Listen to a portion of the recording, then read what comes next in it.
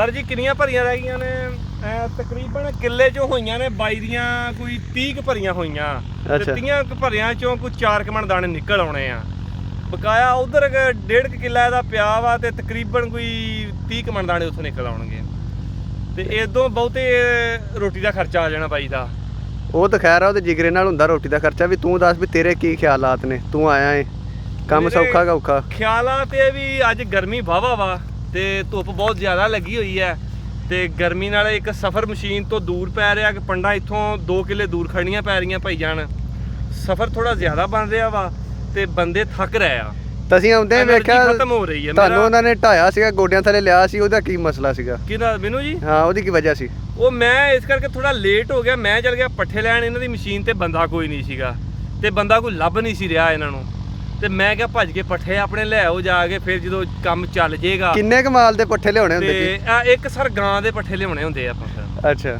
ਤੇ ਮੈਂ ਕਿਹਾ ਵੀ ਭੱਜ ਕੇ ਲੈ ਆਈਏ ਕਰੀ ਤੇ ਉਨੀ ਦੇਰ ਨੂੰ ਮੈਂ ਕਿਹਾ ਕੋਈ ਦੁਹਾੜਾ ਕਿਲਾ ਲਾਗੇ ਲੱਗ ਜਾਏਗਾ, ਥੋੜੇ ਜਿਹੇ ਟਾਈਮ ਨਾਲ ਜਾਵਾਂਗੇ, ਧੁੱਪ ਤੋਂ ਗਰਮੀ ਤੋਂ ਬਚ ਜਾਾਂਗੇ। ਤਾਂ ਮਾਰਿਆ ਇਹਨਾਂ ਨੇ? ਤੇ ਉਹ ਨਹੀਂ ਗੱਲ ਬਣੀ। ਮੇਰੇ ਆਉਂਦਿਆਂ ਨੂੰ ਉਹਨਾਂ ਨੇ 10 ਭਰੀਆਂ ਕੱਢੀਆਂ ਤੇ ਮੈਂ ਕਿਹਾ ਚਲੋ ਫਿਰ ਹੁਣ ਸਾਰਿਆਂ ਦੇ ਨਾਲ ਹੀ ਭੁਗਤਣੀ ਪੈਣੀ ਆ ਤੇ ਫਿਰ ਭੁਗਤਦੇ ਆ। ਗਰਮੀ ਬੜੀ ਆ। ਕਿਹੜੇ ਕੰਮ ਨੂੰ ਲਾਤਾ ਪੁੱਛਣ ਨੂੰ?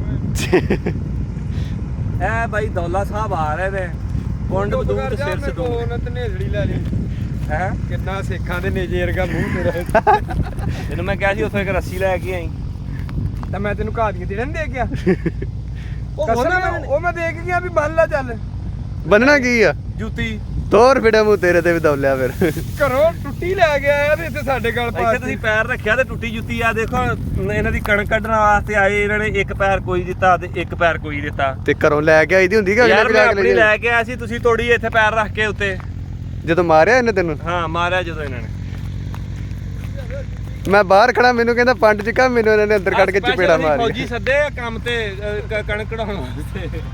ਤਾਂ ਤੁਸੀਂ ਆਪਸ ਵਿੱਚ ਲੜੀ ਜਾਣਾ ਮੈਨੂੰ ਲੱਗਦਾ।